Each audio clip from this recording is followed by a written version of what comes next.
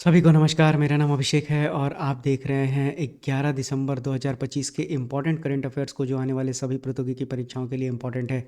चलिए शुरुआत करते हैं आज के अपने पहले करंट अफेयर के साथ, जहां पर रुपीस जो है अपने न्यूनतम स्तर पे पहुंच गया है, यानी कि रुपया दिन प्रतिदिन डिप्रिशिएट कर रहा है। समझेंगे कारण, क्योंकि मैंने आपको एप्रिसिएशन और डिप्रिशिएशन दोनों पढ़ा रखा है, लेकिन आज डिप्रिशिएशन पढ़ेंगे। चलिए समझते हैं इसको एग्जाम्पल के जरिए कि डिप्रिशिएशन होता क्या है। तो मान लीजिए कि भारत को तेल खरीदने के लिए $100 की ज़रूरत है, उसी तरह से गोल्ड खरीदने के लिए $50 और इलेक्ट्रॉनिक्स खरीदने के लिए $50 की ज़रूरत है, यानी कुल भारत को $200 की ज़रूरत है। लेकिन अगर फॉरेन इन्वेस्टर्स भारत से पैसा निकाल रहे हैं, तो इसका मतलब हुआ कि डॉलर बाहर जा रहा है देश से। अब अगर मार्केट में देखें, तो अगर डॉलर का सप्लाई कम रह गया है, तो लेकिन ज़रूरत $200 का ही है, तो ऐसा होने पर जो डॉलर का डिमांड है वो क्या हो जाएगा, बढ़ जाएगा।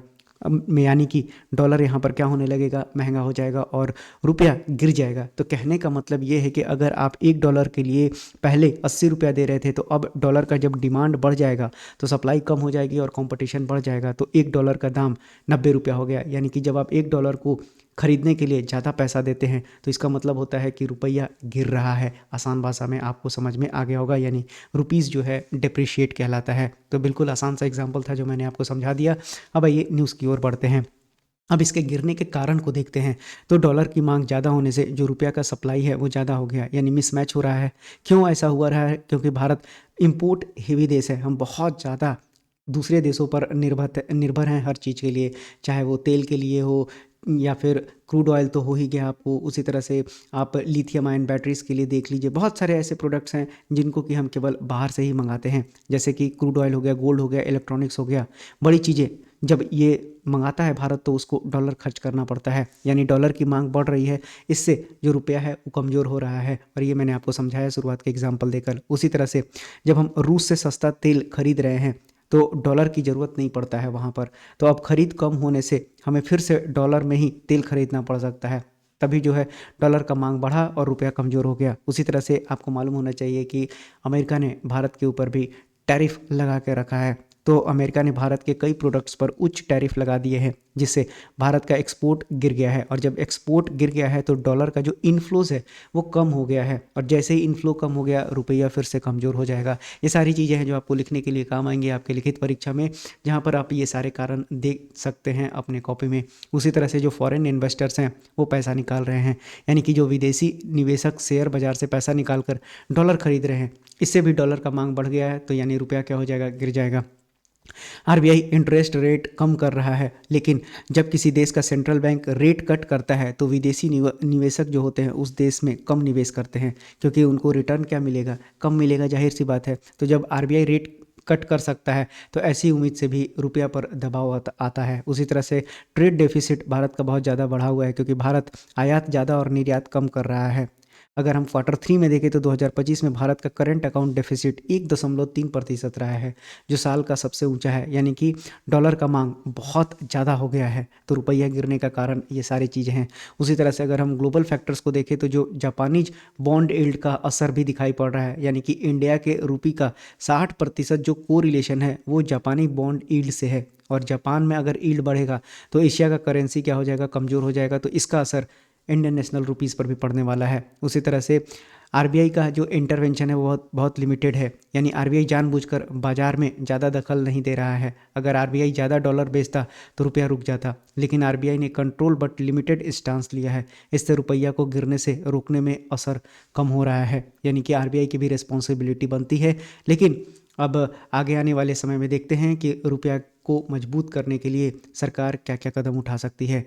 चलिए, तो ये जो भी चीज़ें प्रॉब्लम थी जिससे रुपया गिर सकता था, इसी को जब हम दोबारा रिवर्स रूप में देखेगा, तो क्या हो जाएगा, आपका बढ़ने लगेगा। यानी यही सब समस्याओं को ठीक करेंगे तो रुपया ऑटोमेटिकली क्या हो जाएगा, डॉलर के रिस्पेक्ट में मजबूत होना चालू हो जाएगा। चलिए बढ़ते हैं अब अपने अगले करंट अफेयर की ओर, जहाँ पर लिथुआनिया ने डिक्लेयर कर दिया है इमरजेंसी सिचुएशन। किसकी वजह से? तो बेलारूस की वजह से। आइए समझते हैं न्यूज़ में हुआ क्या है, लेकिन सबसे पहले बेलारूस के स्ट्रेटेजिक लोकेशन को देखिए। यह है हमारा प्यारा भारत, और यहाँ पर आप देख सकते हैं ये आपका ऊपर में आर्टिक सर्कल हो गया, और यहाँ पर देश है ये लिथुआनिया है। अब आइए इसको मैप में भी देख लीजिए। तो ये देखिए लिथुआनिया किससे लगा हुआ है, तो ये लटविया से लगा हुआ है, बाल्टिक सी से लगा हुआ है। आपसे सवाल बन सकता है। उसी तरह से ये आपको पोलैंड से भी लगा हुआ है। और यहाँ पर जो देश देख रहे हैं बेलारूस, और इसको देखिए रशिया, काफ़ी घनी मित्रता है, ठीक है। रशिया जब चाहे बेलारूस को अपने अंदर भी मिला सकता है, इतना ताकत है बेलारूस के लुकाशेंको जो प्रेसिडेंट हैं और रशिया के व्लादिमीर पुतिन। चलिए, दोनों एकदम बिल्कुल गहरी दोस्ती है। अब आइए समझते हैं कि हुआ क्या है। तो इस मैप पर तो बाद में आएंगे, जो बलून है वो कैसे पहुंच रहा है इसको भी देखेंगे, लेकिन समझ लेते हैं कि क्या हुआ है न्यूज़ में। देखिए, सबसे पहले आपको जानना पड़ेगा कि हाइब्रिड अटैक क्या होता है। यानी बिना युद्ध के छेड़े दूसरे देश को परेशान करना, यानी बिना युद्ध किए हुए अगर आप किसी देश को परेशान कर रहे हैं, किस तरह से ड्रोन भेजना, तस्करी करना, सीमाओं को अस्थिर करना, हवाई यातायात में बाधा डालना, साइबर हमले करना या फिर प्रोपेगेंडा फैलाना, ये सारी चीज़ें हाइब्रिड अटैक कहलाती हैं। तो आने वाले परीक्षा में आपसे पूछा जा सकता है। अब लिथुआनिया में क्या हो रहा है, तो बेलारूस से आने वाले बलून समस्या बन गया है। अब बेलारूस से वेदर बलून उड़कर लिथुआनिया के सीमा में घुस जा रहा है। कैसे घुस रहा है, तो देखिए, अभी आप मैप को देखिएगा तो आपको समझ में आ जाएगा। यानी बेलारूस इधर से बलून छोड़ रहा है और वो कहाँ जा रहा है, तो लिथुआनिया के जो इलाका है, बॉर्डर इलाका है, वहाँ पर वो गिर रहा है। अब उसमें क्या क्या लुकाशेंको साहब डाल के भेज रहे हैं उसको भी देखा जाएगा आगे। तो इन बैलून में क्या क्या है, तो स्मगल्ड सिगरेट है जो भारी होती है। लिथुआनिया का कहना है कि यह कोई साधारण तस्करी नहीं, बल्कि क्या है, हाइब्रिड अटैक है। और हाइब्रिड अटैक क्या होता है मैंने आपको समझा दिया। लिथुआनिया ने नेशन वाइड इमरजेंसी सिचुएशन घोषित कर दिया है। ये स्टेट ऑफ इमरजेंसी से एक स्तर नीचे होता है। यानी इसका मतलब ये है कि सेना को अब ज़्यादा पावर मिल गया है और खतरों का जवाब जल्दी और प्रभावी तरीके से दिया जा सकता है। चलिए, अब कितने बैलून और ड्रोन्स आए हैं ये भी देख लीजिए। तो 2025 में अभी तक 600 बैलून और 200 ड्रोन किसके तरफ से आ चुका है, तो ये आपको आ चुका है बेलारूस की तरफ से। तो इससे उनकी सुरक्षा और उड़ानों दोनों पर खतरा हो गया है। अब इन सब के कारण की वजह से जो विल्नियस एयरपोर्ट है उसको बार बार बंद करना पड़ रहा है। यानी बलून 10 किलोमीटर आसमान की ऊंचाई तक पहुंच सकता है, तो हवाई जहाज़ के लिए खतरा बन जाएगा, टकरा सकता है। तो अब देख लीजिए, तो इन्होंने क्या किया है कि अक्टूबर में अब तक यानी कि 60 घंटे से ज़्यादा एयरपोर्ट बंद कर चुका है लिथुआनिया अपना। देखिए उसको रेवेन्यू लॉस भी कितना ज़्यादा हो रहा है। उसी तरह से लिथुआनिया ने आरोप लगाया है क्या, कि ये बेलारूस जानबूझकर कर रहा है। लिथुआनिया कह रहा है कि रशिया और बेलारूस का राजनीतिक दबाव ये बनाने का तरीका है। शुरुआत में ही मैंने आपको समझा दिया। और बेलारूस नेता लुकाशेंको जो हैं रूस के बहुत ही करीबी हैं, ये भी मैंने आपको शुरुआत में ही बताया है। और रशिया भी चाहता है, आप जान रहे हैं कि नाटोज एलाई और जो रशिया है यानी कि सोवियत संघ से जो टूटकर अलग हुए थे देश, तो रशिया चाहता है कि दोबारा से उसी तरह से इंटीग्रेशन का काम किया जाए और अमेरिका को दूर किया जाए इन सारे देशों से। तो देखिए, बेलारूस का कहना है क्या, कि हमने कुछ नहीं किया है। यानी लुकाशेंको साहब आप देख सकते हैं यहाँ पर कह रहे हैं कि हमने कुछ नहीं किया है। लिथुआनिया जो है बात को बढ़ा चढ़ा कर बता रहा है। बलून कोई समस्या नहीं है, लिथुआनिया युद्ध भड़काना चाहता है और हमें युद्ध की ज़रूरत नहीं है। चलिए, बॉर्डर भी टेंशन बढ़ रहा है और लिथुआनिया का कहना है कि इंटरनेशनल एविएशन लॉ का भी ये उल्लंघन है, और बिल्कुल है। अगर गलत साबित हुआ तो इसे टेररिज्म भी माना जा सकता है। चलिए देखते हैं कितने दिन तक और जो है इन दोनों के बीच में इस तरह से चलता रहेगा। कुछ ना कुछ तो उपाय ढूंढना पड़ेगा।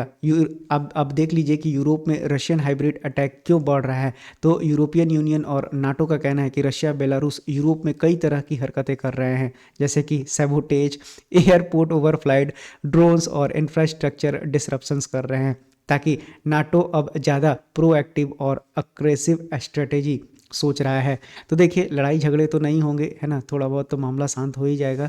तो और बेलारूस का भी जो है कहना है कि ये कुछ नहीं कर रहे हैं, पर कर तो बहुत कुछ रहे हैं। तो मैंने आपको शुरुआत में ही समझाया कि ये किसके किसके बीच का लड़ाई है। तो एक है आपका नाटो, और दूसरा जो है आपको इधर से देख रहा होगा यूएसएसआर से 2 लोग हैं।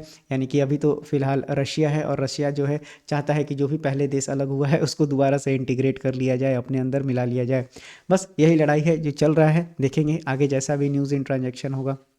चलिए बढ़ते हैं अपने अगले करंट अफेयर पे, जहां पर इंडिया ने डिप्लॉय कर दिया है home grown integrated air defence system, ताकि दिल्ली एनसीआर को प्रोटेक्ट किया जा सके। चलिए न्यूज़ को देखते हैं। अच्छा न्यूज़ है, क्या काम हुआ है, तो दिल्ली को सुरक्षित करने के लिए भारत अपना खुद का एयर डिफेंस सिस्टम तैनात करने जा रहा है। भारत दिल्ली एनसीआर को दुश्मन के हवाई खतरों यानी कि मिसाइल, ड्रोन, फाइटर जेट से बचाने के लिए एक पूरी तरह स्वदेशी integrated air defence weapon system लगा रहा है। ये बिल्कुल वैसा ही होगा जैसे बड़े देशों के पास उनकी राजधानी की सुरक्षा के लिए एक हाईटेक एयर डिफेंस शील्ड होता है। तो अब दिल्ली में भी ये शील्डिंग की जाएगी। अब एयर डिफेंस सिस्टम क्या करेगा, तो IADWS एक multi layered air defence shield होगा जो दुश्मन के मिसाइल, रॉकेट, ड्रोन और तेज रफ्तार फाइटर जेट को राजधानी तक पहुंचने से पहले ही हवा में मार कर गिरा देगा। उसी तरह से IADWS किन भारतीय हथियारों पर आधारित है, इसको भी देख लीजिए। तो सबसे पहले QRSAM है, यानी कि quick reaction surface to air missile लगा हुआ है इसमें, यानी 30 किलोमीटर दूरी तक टारगेट को ये मार गिरा सकता है। उसी तरह से VSHORAD यानी very short range air defence system भी लगा हुआ है, जो 6 से 8 किलोमीटर की रेंज वाली shoulder launch anti aircraft missile होती है। उसी तरह से मीडियम रेंज SAM लगा हुआ है, जो कि 70 से लेके 100 किलोमीटर तक मारक क्षमता रखता है। और जो प्रोजेक्ट कुशा है, यानी कि LRSAM long range missile system under development, जो 250 से अधिक किलोमीटर तक इंटरसेप्शन की कैपेबिलिटी रखता है। और ये दिल्ली के आसपास एक मजबूत 360 डिग्री सुरक्षा कवच है। आप देखिए, लॉन्ग रेंज से लेके शॉर्ट रेंज तक की मिसाइलों को एक्टिवेट कर दिया जाएगा दिल्ली के आसपास, ताकि दिल्ली के रीजन में ये ना पहुंच सके। अब दिल्ली क्यों ज़रूरी है, क्योंकि दिल्ली देश की राजधानी है, सारा काम वहीं से होता है। अमेरिका का जो NASAMS-2 प्रणाली है, ये क्यों नहीं भारत खरीदा, तो पहले भारत अमेरिका NASAM-2 खरीदने पर विचार कर रहा था, जो व्हाइट हाउस और वाशिंगटन DC को भी सुरक्षित करता है। लेकिन अमेरिका भारत से बहुत ज़्यादा पैसा मांग रहा था, और भारत ने स्वदेशी विकल्प चुनते हुए अपनी जो डिपेंडेंस है उसको कम करते हुए अपना खुद का डिफेंस सिस्टम और शील्डिंग लगाने जा रहा है। अब ये सिस्टम अभी क्यों ज़रूरी है, क्योंकि मई 2025 में ऑपरेशन सिंदूर के दौरान पाकिस्तान ने भारत को दूर से टारगेट करने की कोशिश की थी। ड्रोन मिसाइल की गतिविधियां बढ़ा दी गई थी। इससे सरकार को राजधानी के लिए एक अस्थायी एयर डिफेंस कंप्लीट शील्ड की ज़रूरत महसूस हुई, और उसी के बाद ये काम चालू हो गया। अब आपको मालूम होना चाहिए मिसाइल से संबंधित कौन काम करता है अपने देश में, तो ये DRDO करता है। तो DRDO मिसाइलें, सेंसर सिस्टम और रडार सिस्टम इंटीग्रेट करेगा। उसी तरह से जो इंडियन एयरफोर्स है पूरे सिस्टम को ऑपरेट करेगी, कमांड एंड कंट्रोल करेगी, और जो फाइनल इंगेजमेंट का डिसीजन होगा वो भी इंडियन एयरफोर्स का ही होगा। अब इसमें कौन कौन सी एजेंसियां इन्वॉल्व है, जो प्रोडक्शन एजेंसी हैं उसमें बेल है, BDL है, और इस तरह के और भी जो महारत्न और नवरत्न कंपनी है वो इन्वॉल्व रहेंगी, जो कि डेटा लिंक, नेटवर्किंग सिस्टम और सॉफ्टवेयर को इंटीग्रेट करने का काम करेंगी।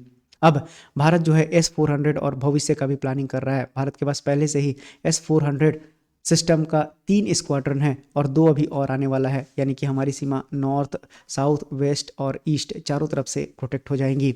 भारत विचार कर रहा है और S-400 खरीदने पर, और रूस के नए S-500 पर भी चर्चा अभी चल रहा है। आपको मालूम है व्लादिमीर पुतिन साहब भी आए थे। इससे जो है उच्च ऊंचाई और लंबी दूरी की जो मिसाइल सुरक्षा है वो हमारे देश को मजबूती प्रदान करेगा। चलिए बढ़ते हैं अब अपने अगले करंट अफेयर की ओर, जहां पर एस्ट्रोनॉमर्स ने फाइंड किया है 280 गैलेक्सीज डीप स्पेस में जो कि स्पिन कर रहे हैं।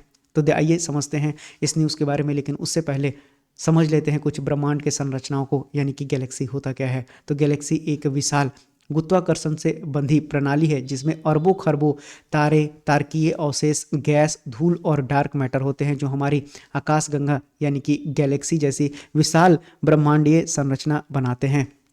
अब ये जो पदार्थ है, पदार्थ के इन विशाल संग्रहों को आकार यानी कि स्पाइरल हो सकता है, उसी तरह से आपको एलिप्टिकल हो सकता है, या फिर इरेगुलर भी हो सकता है, इसके आधार पर वर्गीकृत किया गया है। और इनमें ग्रहों और सौर मंडलों से लेकर विशालकाय ब्लैक होल तक सब कुछ शामिल होता है। आपको मालूम होना चाहिए सब कुछ गैलेक्सी में ही होता है, जो कि सभी गुरुत्वाकर्षण द्वारा एक साथ यानी ग्रेविटी से क्या होते हैं, बंधे होते हैं। और ये देखिए आपको एक बेहतरीन एग्जाम्पल दिया हुआ है, यह है गैलेक्सी। गैलेक्सी के अंदर ये हो गया सोलर सिस्टम, और सोलर सिस्टम के अंदर कौन हो गए, प्लैनेट हो गए। तो आपको बेसिक बिल्कुल समझ में आ गया होगा। अब आइए न्यूज़ भी आप समझ जाएंगे। तो इस खोज में क्या पाया गया है, तो वैज्ञानिकों ने ब्रह्मांड में एक बेहद लंबी और पतली संरचना खोजी है, जिसको कि कॉस्मिक फिलामेंट कहा जा रहा है। अब इसमें क्या है, तो 14 गैलेक्सी एक सीधी लाइन में स्थित हैं, और ये लाइन लगभग 5.5 मिलियन लाइट ईयर लंबा है। अब पूरा फिलामेंट लगभग 50 मिलियन लाइट ईयर का है, जिसमें 200 से 80 गैलेक्सियां शामिल हैं। तो देखिए आपको ये न्यूज़ भी समझ में आ गया होगा। अब कॉस्मिक फिलामेंट क्या होता है, तो ब्रह्मांड एक कॉस्मिक वेव की तरह बना है, जिसमें गैलेक्सी यानी कि मोती छोटा छोटा मान लेते हैं, और फिलामेंट का मतलब हो गया धागा। अब यही जो फिलामेंट है वह मार्ग है, यानी कि ये क्या है, पाथ है, जहाँ से मैटर और गैस बहता है और गैलेक्सीज को मटेरियल मिल जाता है। तो कॉस्मिक फिलामेंट भी आपको समझ में आ गया होगा। अब जानते हैं इस फिलामेंट का क्या खासियत होता है। तो यह फिलामेंट बेहद अनोखा होता है, क्योंकि गैलेक्सीज खुद स्पिन कर रही हैं, और पूरा फिलामेंट भी रोटेट कर रहा है। कई गैलेक्सी का स्पिन डायरेक्शन एक जैसा है, तो पहले यह माना जाता था कि स्पिन का अलाइनमेंट बस संयोग होता है, लेकिन ये खोज क्या बता रहा है आपको कि गैलेक्सीज का जो स्पिन है उसके कॉस्मिक एनवायरनमेंट से क्या हो रहा है, नियंत्रित हो रहा है।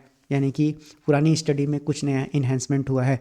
यानी कि जैसे वैज्ञानिकों ने इसे टी कप राइड जैसा बताया है। टी कप को गैलेक्सी मान लेते हैं और अपने एक्सिस पर वो क्या कर रहा है, घूम रहा है, और पूरा राइड प्लेटफॉर्म यानी फिलामेंट भी घूम रहा है। यानी कि यहाँ पर कैसा रोटेशन हो रहा है, दो रोटेशन हो रहा है, यानी ड्यूअल रोटेशन है। अब ये महत्वपूर्ण क्यों है, तो फिलामेंट जो होता है वो डायनेमिकली क्या होता है, कोल्ड होता है। मतलब कि वहाँ पर जितना ज़्यादा कोल्ड होगा डिस्टर्बेंस उतना कम होता है। और ये इसमें क्या है, तो हाइड्रोजन रिच गैलेक्सीज है। और हाइड्रोजन किसके लिए रिस्पॉन्सिबल होता है, तो स्टार के फॉर्मेशन के लिए होता है, क्योंकि वो फ्यूल का काम करता है। इससे पता चलता है कि जो गैलेक्सीज गैस है और जो एंगुलर मोमेंटम है वो कैसे प्राप्त करता है, तो वैज्ञानिकों के अनुसार ये फिलामेंट एक तरह का fossil record of cosmic fuel है। यानी यह बताता है कि ब्रह्मांड में पहले गैस कैसे बहती थी और गैलेक्सीज कैसे बढ़ती थी, ये बताने का काम करता है। तो आपको याद रखना है 280 प्लस गैलेक्सीज का खोज किया गया है। पूरी तरह से ये नया है, आपसे एग्जाम में पूछा जा सकता है। बढ़ते हैं अगले करंट अफेयर पे, जहाँ पर बिटकॉइन मीना 2025 जो है रैप अप, यानी कि अबू धाबी में अब ये ख़त्म हो गया है। अब आइए समझ लेते हैं इस न्यूज़ के बारे में भी। तो आपसे एक लाइनर सवाल बनेगा कि बिटकॉइन मीना क्या है, तो और कहाँ हुआ है इसका आयोजन, तो ये अबू धाबी में, तो इसको याद कर लीजिएगा। तो बिटकॉइन क्या होता है, तो एक डिजिटल करेंसी होता है जिसे आप हाथ में पकड़ नहीं सकते, क्योंकि यह सिर्फ इंटरनेट पर मौजूद होता है। इसे किसी सरकार, बैंक, संस्था द्वारा नियंत्रित नहीं किया जाता, इसलिए इसे डिसेंट्रलाइज्ड करेंसी भी कहा जाता है। लेकिन अगर गवर्नमेंट का कंट्रोल हो गया तब उसको क्या कहेंगे, आइए ये भी समझ लेते हैं। तो उसे हम कहते हैं सेंट्रल बैंक डिजिटल करेंसी, यानी यह डिजिटल पैसा देश के केंद्रीय बैंक द्वारा जारी किया जाता है। अब सीबीडीसी क्या है, तो सीबीडीसी वही पैसा है जो आप आज कागज़ के नोट या सिक्कों के रूप में इस्तेमाल करते हैं, लेकिन यह पूरी तरह से डिजिटल रूप में होता है। जैसे भारत का आप देखेंगे तो ई रुपीज़ है, चाइना का डिजिटल युआन है, यूएई का देखेंगे तो डिजिटल दिरहम अभी आने वाला है। चलिए अब जानते हैं न्यूज़ क्या है। तो देखिए बिटकॉइन मीना 2025 जो मिडिल ईस्ट का सबसे बड़ा बिटकॉइन फोकस्ड कॉन्फ्रेंस है, जो अबू धाबी में 2 दिनों के बाद समाप्त हो गया है।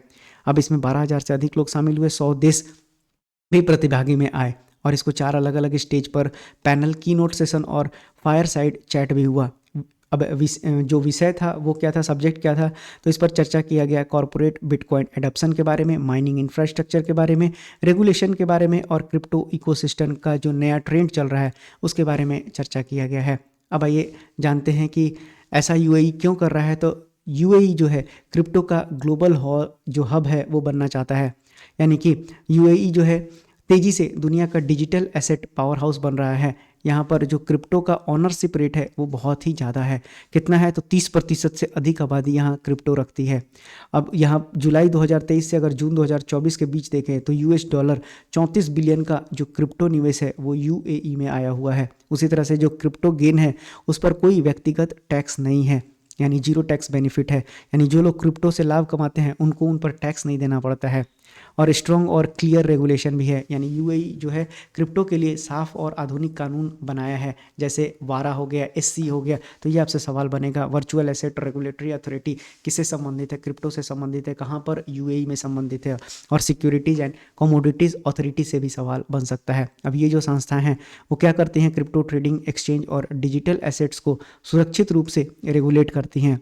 और डिजिटल दिरहम बहुत ही जल्दी अब आने वाला है, कहाँ पर, यूएई में आने वाला है। आइए समझ लेते हैं कुछ यूएई के बारे में। तो पर्शियन गल्फ और गल्फ ऑफ ओमान को जोड़ने वाला जो स्ट्रेट है उसे हम क्या कहते हैं, तो स्ट्रेट ऑफ हॉर्मुज कहा जाता है। उसी तरह से रेड सी और गल्फ ऑफ आडेन को जोड़ने वाला क्या कहलाता है, तो ये कहलाता है बाब एल मंदेब। ये दोनों बहुत इंपॉर्टेंट हैं, आपसे सवाल पूछ सकता है। इसी तरह से अगर यहाँ पर आप देखेंगे तो मेडिटेरेनियन सी होता है, और रेड सी को जोड़ने वाली जो कैनल है उसको हम क्या बोलते हैं, तो ये आपका स्विच कैनल कहलाता है। चलिए बढ़ते हैं अपने अगले करंट अफेयर पे, जहाँ पर 24 घंटा ऑनलाइन कोर्ट अब ओपन हो रहा है। कहाँ पर, तो केरला के कोल्लम डिस्ट्रिक्ट में। आइए जानते हैं इस न्यूज़ के बारे में। तो केरला के जो कोल्लम जिला है वहाँ पर भारत का पहला 24x7 यानी कि 24/7 ऑनलाइन कोर्ट शुरू हो गई है। अब इसका लक्ष्य क्या है, तो जो मामलों का लंबी कतार है, आपको मालूम होना चाहिए जुडिशियरी पर बहुत ही ज़्यादा बोझ है, लाखों केसेस पेंडिंग हैं। कई केसेस तो ऐसे हैं जहाँ पर सिर्फ सज़ा का कोई मतलब थोड़ा सा भी कोई थप्पड़ मार दिया है, कोई पत्थर मार दिया है, तो इस तरह के छोटे छोटे केस भी हैं जो बहुत ही ज़्यादा जुडिशरी में पेंडिंग है। चलिए, तो मामलों की लंबी कतार को कम करना है और कानूनी प्रक्रिया को तेज और आधुनिक बनाना है। इस कोर्ट की पहली बैठक जुडिशियल फर्स्ट क्लास मैजिस्ट्रेट जो सूर्य सुकुमरन है, उन्होंने संचालित किया इसको। चलिए, तो इनका नाम अब आपको याद कर लेना है, मजिस्ट्रेट सूर्या साहब का, क्योंकि ये एग्ज़ाम में बन सकते हैं सवाल के रूप में। उसी तरह से अब ये ऑनलाइन कोर्ट क्या करता है, तो पूरी तरह 24 घंटे ये काम करेगा, यानी दिन रात कभी भी केस फाइल किया जा सकता है। और हाइब्रिड मोड है, आप ऑनलाइन सुनवाई भी हो सकता है या फिर कोर्ट में जाकर भी उपस्थित हो सकते हैं। तो हाइब्रिड मॉडल है, अच्छा बात है, यानी जो ऑनलाइन है ऑनलाइन कर सकता है, जो वहाँ पर रह रहा है जा सकता है तो बिल्कुल जाकर भी अपनी जो उपस्थिति है वो दे सकता है। कौन से मामले देखे जाएंगे, तो ये कोर्ट मुख्य रूप से चेक डिजॉनर केसेस को देखेगी। सेक्शन 138 नेगोशिएबल इंस्ट्रूमेंट एक्ट 1881 के अंतर्गत आने वाले मामले, यानी चेक बाउंस से जुड़े मामले को ये देखने वाला है।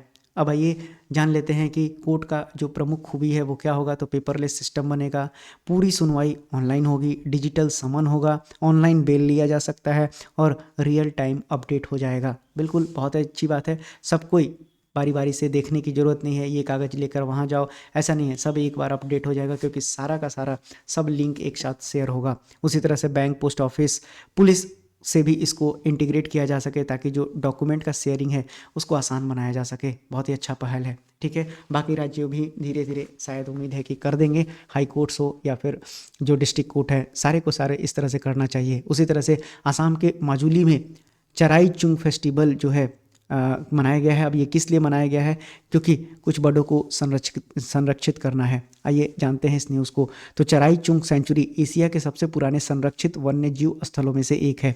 1633 में अहोम राजा स्वारगाद्यू प्रताप सिंघा ने इसको बनाया था।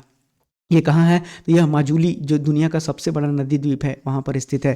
पहले यह बहुत समृद्ध जो है पक्षी अभयारण्य हुआ करता था, पर अब लगातार खराब स्थिति में पहुँच गया है। इसी को कंजर्व करने के लिए फेस्टिवल मनाया जा रहा है। तो फेस्टिवल का मुख्य उद्देश्य क्या है, तो इस में लगभग खत्म हो रहे हैं जो अभयारण्य है उसको फिर से जीवित करना है, इसकी वैश्विक पहचान को बढ़ाना है, सरकार एवं जनता का ध्यान इसकी ओर खींचना है। तो फेस्टिवल में फॉरेस्ट कंजर्वेशन पर एग्जीबिशन लगाया गया है।